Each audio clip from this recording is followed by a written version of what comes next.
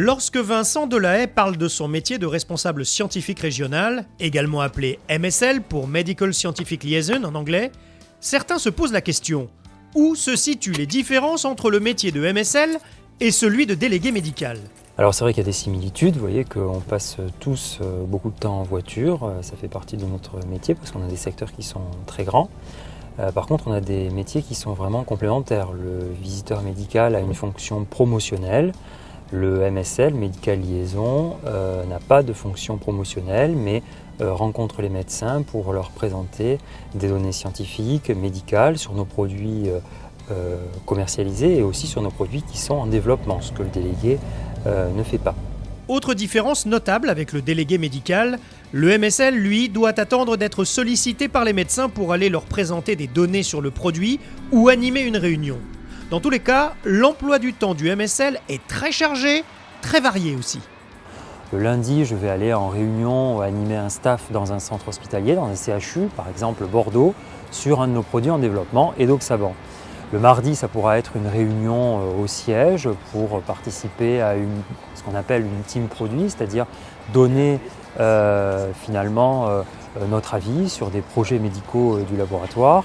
Et puis le reste de la semaine, mercredi, jeudi, vendredi, pourra être consacré à un congrès médical, par exemple à Angers.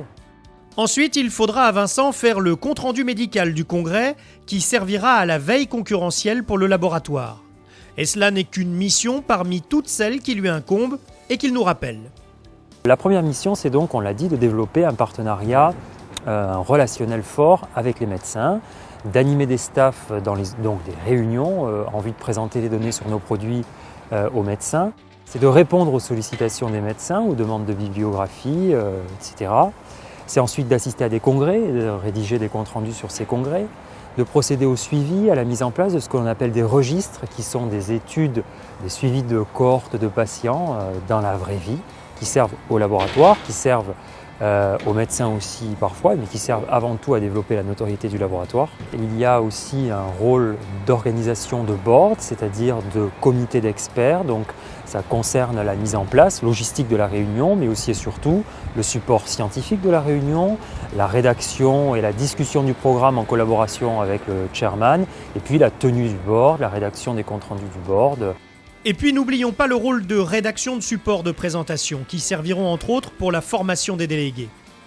On s'en aperçoit, MSL est un métier très complet pour lequel il faut avoir de nombreuses qualités que Vincent nous résume.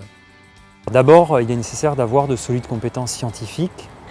Ensuite, il faut être très curieux, il faut pouvoir aussi, il est impératif de se documenter et de se former aussi très régulièrement parce que l'actualité bouge très vite et on s'adresse à une cible quand même de top leaders, donc des gens qui sont quand même au courant de l'actualité, avec qui on doit pouvoir nourrir des conversations scientifiques, médicales assez poussées. Ensuite, il faut maîtriser l'anglais de façon très poussée.